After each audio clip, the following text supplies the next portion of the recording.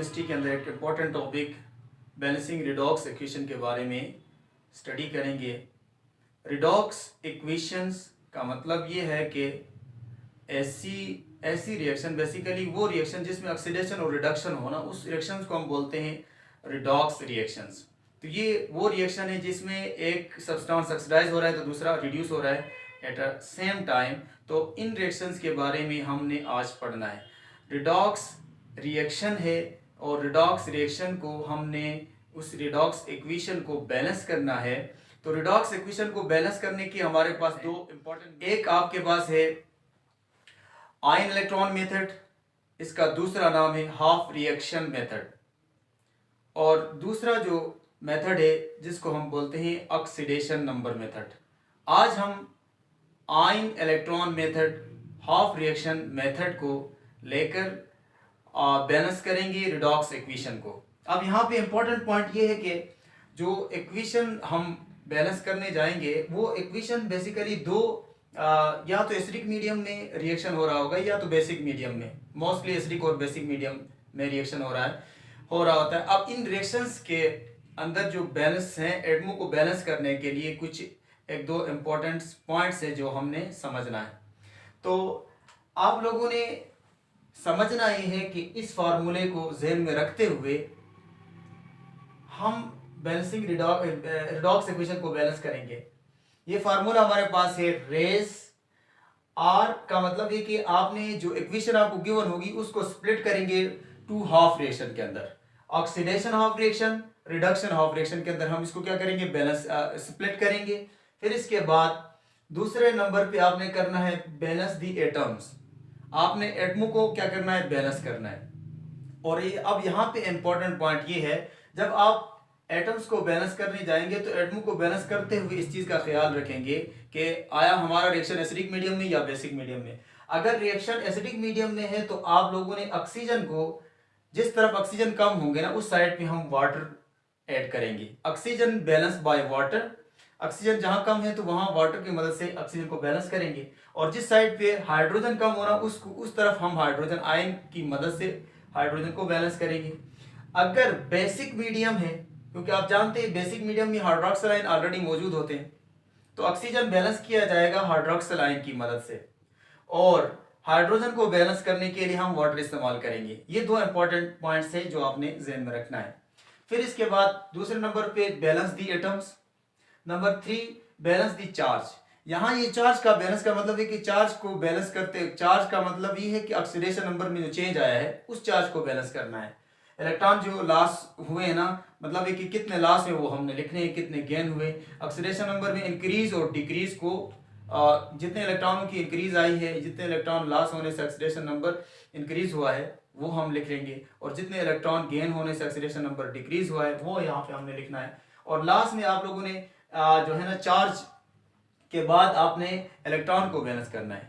Electron का loss और gain को इक्वल कर देना है। फिर इसके बाद जो स्प्लिट किए हुए दो इक्वेशन को एड अप कर देंगे, फाइनल इक्वेशन हमारे पास आ जाएगी। अब इन्हीं पॉइंट्स को हम अप्लाई करते हैं इस इक्वेशन के ऊपर।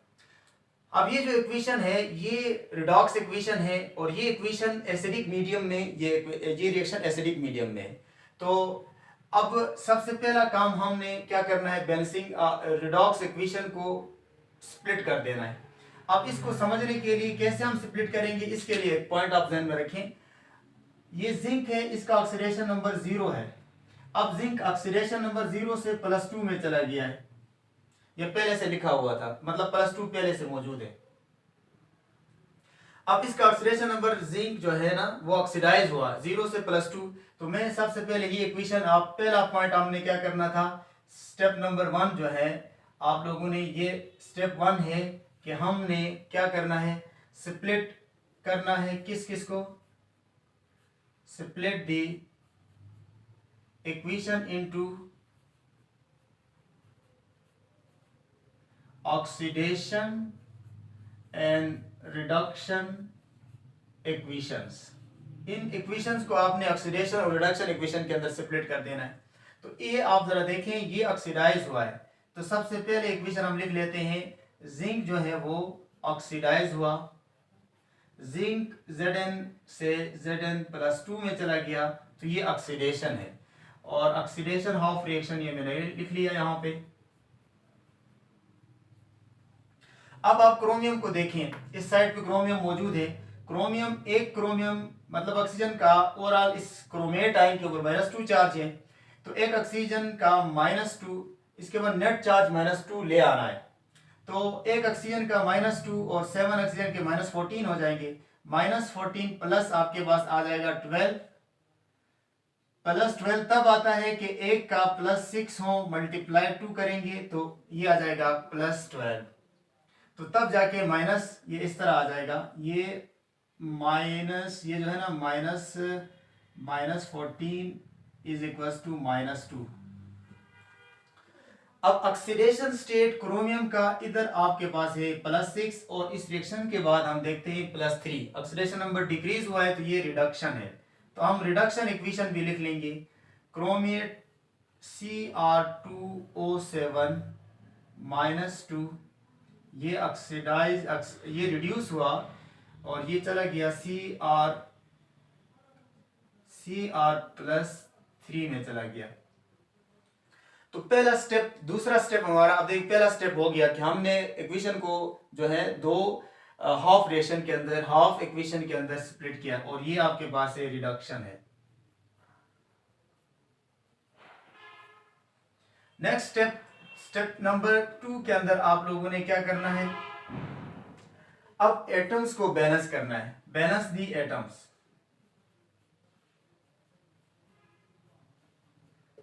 एटम्स को हम क्या करेंगे, बैलेंस करेंगे। और इसको बैलेंस करते हुए इस पॉइंट को ध्यान में रखना है। यहां पे देखें, पहले इक्वेशन में जिंक इस साइड पे एक है, प्रोडक्ट साइड पे भी एक है, जिंक बैलेंस है। क्रोमियम यहाँ पे 2 है, यहाँ पे क्रोमियम क्या है, 1 है, तो हम क्रोमियम को बैलेंस करेंगे। यहां पे मैं लिख लेता हूं, जिंक को एज इट इज लिखेंगे और +2। और अब क्रोमियम को जरा देखें, इक्वेशन नंबर बी में Cr2O7 -2।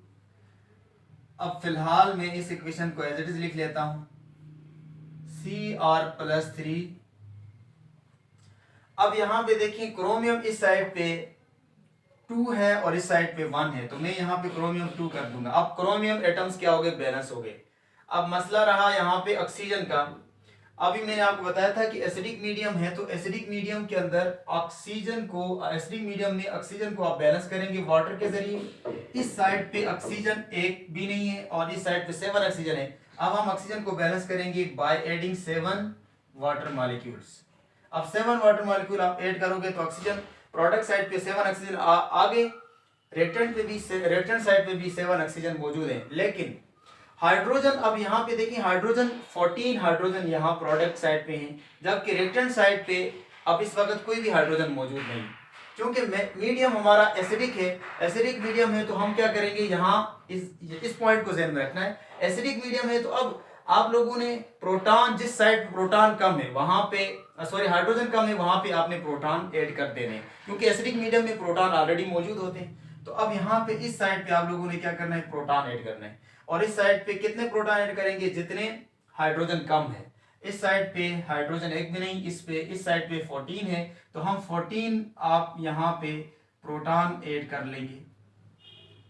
अब आप जरा देखें, यहां पे एटम सारे बैलेंस हो गए। अब एटम्स को बैलेंस करने के बाद नेक्स्ट स्टेप हमारा है चार्ज को बैलेंस करना है। चार्ज को बैलेंस कैसे करेंगे, बाय इलेक्ट्रॉन्स। अब नेक्स्ट स्टेप को, स्टेप नंबर 3 में आपने बैलेंस दी चार्ज।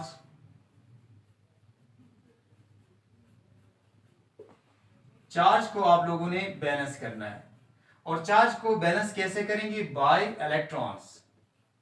अब बेसिकली ये होता है कैसे है कि मतलब है कि ऑक्सीडेशन नंबर को बैलेंस करना है, मतलब चार्ज को बैलेंस का मतलब ऑक्सीडेशन नंबर। यहाँ पे देखो चार्ज 0 है, इधर चार्ज +2 है, इस +2 को, ये +2 कैसे आया, 2 इलेक्ट्रॉन, तो इलेक्ट्रॉन हम ऐड कर देंगे यहाँ पे। नेक्स्ट इसी स्टेप में आप देखें, Zn 2 इलेक्ट्रॉन इसने क्या किया, लॉस किया, +2 ऑक्सीडेशन स्टेट तब आया। तो यहाँ इस साइड पे हम 2 इलेक्ट्रॉन्स ऐड कर देंगे। अब क्रोमियम को देखा जाए तो एक क्रोमियम का +6 ऑक्सीडेशन स्टेट है और 2 है तो 2 से हम मल्टीप्लाई करेंगे। एक क्रोमियम का क्या है, +6 ऑक्सीडेशन स्टेट, +6 से ये +3 में आया, तो मतलब इसने कितने इलेक्ट्रॉन गेन किए, 3 इलेक्ट्रॉन इसने क्या किए, गेन किए हैं। एक क्रोमियम ने 3 इलेक्ट्रॉन गेन किए, तो मैं यहां पे लिख लूंगा बी में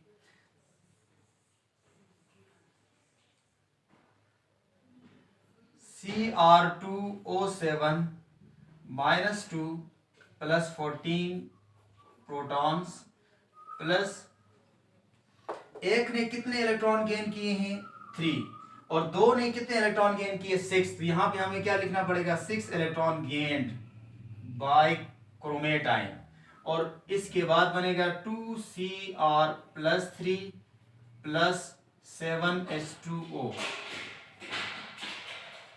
यहां तक ये पॉइंट्स आ गए, मतलब हमने कितने स्टेप में चार्ज को भी बैलेंस किया। अब लास्ट स्टेप हमारे पास ये है कि इलेक्ट्रॉन लॉस और गेन क्या होने चाहिए, बराबर होने चाहिए।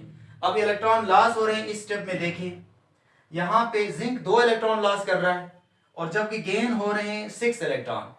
तो अब ये इलेक्ट्रॉन लॉस और गेन इक्वल होने चाहिए, इसलिए हम कोई ऐसे नंबर से मल्टीप्लाई करें ताकि लॉस और गेन क्या हो जाए, बराबर हो जाए।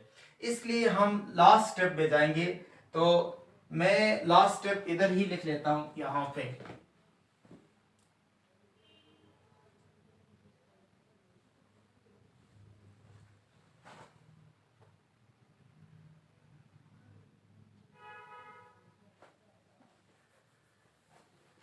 बल्कि इधर ही लिख लेते हैं लास्ट स्टेप।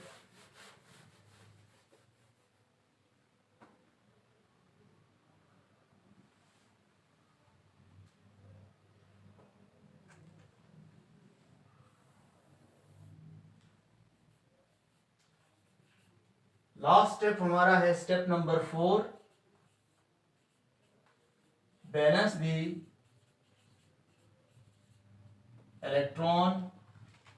इलेक्ट्रॉन्स। अब ये इलेक्ट्रॉन जो बैलेंस होंगे, ऑक्सीडाइजिंग एजेंट और देखिए ऑक्सीडाइजिंग एजेंट जो है, रिड्यूसिंग एजेंट जितने इलेक्ट्रॉन लॉस करेगा उतने ऑक्सीडाइजिंग एजेंट इलेक्ट्रॉन गेन करेगा। मतलब यह जो इलेक्ट्रॉन लॉस हो रहे हैं, लॉस और गेन इलेक्ट्रॉन की क्या होनी चाहिए, बराबर होनी चाहिए। इसी इक्वेशन को आप जरा देखें, 2 इलेक्ट्रॉन लॉस कर रहे हैं, अगर हम इस इक्वेशन नंबर 2 को, इक्वेशन नंबर ए को 3 से मल्टीप्लाई करें, 6 इलेक्ट्रॉन लॉस हो जाएंगे, और इसको इक्वेशन नंबर 1 को मतलब 1 से मल्टीप्लाई करें, 2 को 1 से मल्टीप्लाई करें, फिर इन दोनों इक्वेशन को हम एड अप कर दें। तो मैं लिख लेता हूं multiplying equation A by 3 and 8 in equation B. तो अब 3 से मल्टीप्लाई करेंगे, देखें जिंक आप 3 से मल्टीप्लाई करेंगे, मैं डायरेक्ट लिख लेता हूं जिंक, और एक जिंक 2 इलेक्ट्रॉन लॉस कर रहा है, तो 3 जिंक जो है ना 6 इलेक्ट्रॉन लॉस कर जाएंगे, +2 इलेक्ट्रॉन +6 यहाँ पे जो है ना इलेक्ट्रॉन लॉस हो जाएंगे। और इसको इक्वेशन नंबर बी को एज इट इज लिखेंगे। अब बी हमारे पास है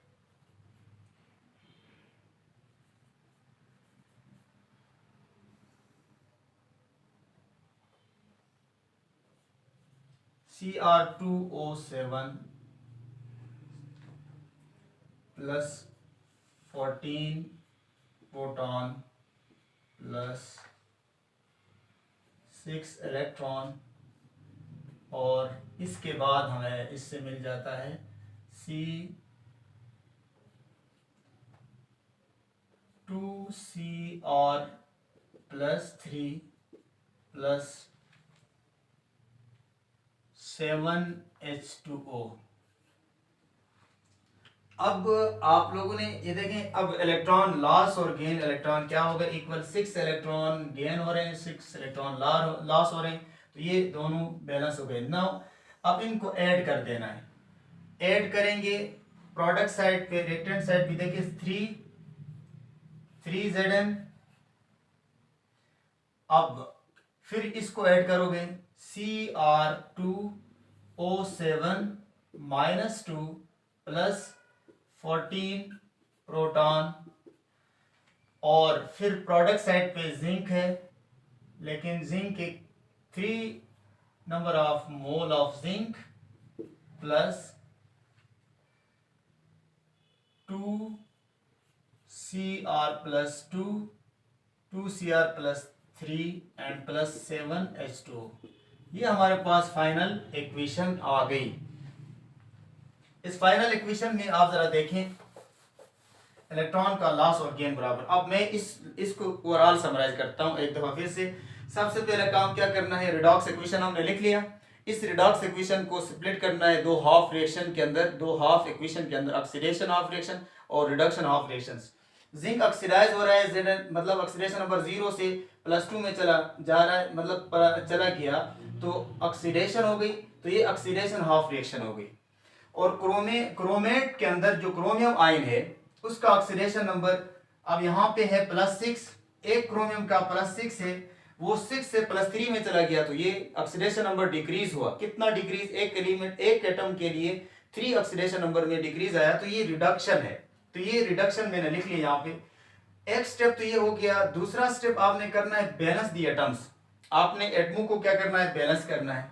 मैंने आपको फार्मूला बताया है, बहुत ही आसान सा फार्मूला है। इसी फार्मूले की मदद से आप बड़ी आसानी से जो है रिडॉक्स इक्वेशन को बैलेंस कर सकते हैं। रिडॉक्स इक्वेशन को स्प्लिट करेंगे। नंबर 2 एटम्स को बैलेंस करना है। एटम्स को बैलेंस करते हुए इस बात का ख्याल रखना है कि आपका जो रिएक्शन है वो कौन सी मीडियम में है। ये रिएक्शन बेसिकली कौन सी मीडियम में है, एसिडिक मीडियम में है। यह है एसिडिक मीडियम में। इस वजह से हमने इन पॉइंट्स को देखें, एसिडिक मीडियम में हो तो ऑक्सीजन को बैलेंस करेंगे वाटर के एडिशन से और हाइड्रोजन को बैलेंस करेंगे प्रोटॉन से। बेसिक मीडियम में अगर रिएक्शन हो रहा है तो बेसिक मीडियम में जो रिएक्शन है उसको बैलेंस किया जाएगा ऑक्सीजन को hydroxyl ion OH negative ion से, जबकि हाइड्रोजन को बैलेंस करेंगे बाय एडिशन ऑफ वाटर। अच्छा, अब ऑक्सीजन को बैलेंस करेंगे हाइड्रोक्सिल आयन से बेसिक मीडियम में, जबकि हाइड्रोजन को बैलेंस करेंगे वाटर से। अब दूसरा स्टेप है balance the atoms. Balance atom को बैलेंस करना है। जिंक यहाँ पे देखिए एक एटम है, इस साइड पे भी एक एटम है, तो ये ऑलरेडी बैलेंस है। क्रोमियम, अब यहाँ पे 2 क्रोमियम है, क्रोमियम यहाँ पे इस साइड पे देखिए 2 क्रोमियम है, तो हम यहाँ पे इस साइड पे 2 है और इस साइड पे 1 है, प्रोडक्ट साइड पे 1 है, तो हम 2 यहाँ लगा लेंगे। नेक्स्ट स्टेप में आप देखिए जब 2 लगा लोगे तो क्रोमियम तो ऑलरेडी बैलेंस हो गया। अब साथ मसला ये है कि ऑक्सीजन का है। अब देखिए इस साइड पे ऑक्सीजन कितने हैं, 7, इस साइड पे ऑक्सीजन कोई भी नहीं, इस इधर यहाँ पे देखें तो हम 7 ऑक्सीजन ऐड करेंगे। 7 ऑक्सीजन ऐड करने पे दोनों साइड पे ऑक्सीजन तो बराबर हो गए, लेकिन हाइड्रोजन देखें वाटर के एडिशन से हाइड्रोजन आ गए, यहाँ 14 हाइड्रोजन आए। अब इस साइड पे हाइड्रोजन को बैलेंस करने के लिए हम 14 प्रोटॉन ऐड करेंगे। इस यहाँ तक स्टेप नंबर 2 में आपके एटम्स सारे बैलेंस हो गए। नेक्स्ट आपने balance the charge by electron. ये बेसिकली वो चार्ज है जो इलेक्ट्रॉन के लॉस और गेन से आया हुआ है, मतलब ऑक्सीडेशन नंबर के जो चेंज है ना उसी को हम कहते हैं ये जो चार्ज है, इसी को हमें बैलेंस करना है। यहाँ पे देखो 0, अब +2 मतलब 2 इलेक्ट्रॉन लॉस हुए तो हमने लिख लिया यहाँ पे। अब एक क्रोमियम का ऑक्सीडेशन स्टेट +6 से +3 में चला गया। यहाँ पे 2 क्रोमियम है तो एक ने 3 इलेक्ट्रॉन गेन किए, 2 ने मिलके 6 इलेक्ट्रॉन गेन किए, तो 6 इलेक्ट्रॉन मैंने यहाँ पे लिख लिया। अब ये पॉइंट आ गया कि इलेक्ट्रॉन चार्ज भी क्या हो गया, बैलेंस हो गया। चार्ज बैलेंस होने के बाद नेक्स्ट स्टेप आपका है कि फाइनल स्टेप ये है कि आपने इलेक्ट्रॉन गेन और लॉस को बैलेंस करना है। जितने इलेक्ट्रॉन गेन हुए हैं लॉस में उतने इलेक्ट्रॉन गेन होने चाहिए। तो इसलिए अब इस इक्वेशन को अगर देख लें, यहाँ इलेक्ट्रॉन 2 लॉस हो रहे हैं और इसमें इलेक्ट्रॉन 6 गेन हो रहे हैं, 6 इलेक्ट्रॉन गेन हो रहे हैं, 2 लॉस हो रहे हैं। तो हमने इसको इक्वेशन नंबर A को 3 से मल्टीप्लाई करना है। 3 से मल्टीप्लाई करेंगे, 3 2 6 हो जाएंगे और इस इक्वेशन को एज इट इज छोड़ देंगे इसी तरह, और फिर इन दोनों इक्वेशन को क्या कर देंगे, एड अप कर देंगे। तो अब जरा यहाँ पे देखें, 3 से मल्टीप्लाई करने में 6 इलेक्ट्रॉन आ जाएंगे और इसके अंदर ये 6 इलेक्ट्रॉन गेन हो रहे थे। अब इलेक्ट्रॉन गेन और लॉस क्या हो गए, इक्वल हो गए। अब फिर इन दो इक्वेशन को एड अप कर देंगे तो आपके पास फाइनल इक्वेशन, ये आपके पास नेट फाइनल इक्वेशन हमारे पास ये बैलेंस इक्वेशन आ गई। और ये इक्वेशन हमने बैलेंस किया है बाय रिडॉक्स। रिडॉक्स इक्वेशन को हमने बैलेंस किया by oxidase ion electron method के जरिए से। अब इससे रिलेटेड ना मजीद इंपॉर्टेंट एक दो जो है इक्वेशंस हैं जिसके अंदर मतलब है कि एक ही एलिमेंट ऑक्सीडाइज भी हो रिड्यूस भी हो, उसके लिए हम कैसे इक्वेशन को बैलेंस करना, हमें कैसे इक्वेशन बैलेंस करनी पड़ेगी, वो इंशाल्लाह नेक्स्ट लेक्चर में देखेंगे। आज के लिए इतना ही है। अल्लाह हाफिज़।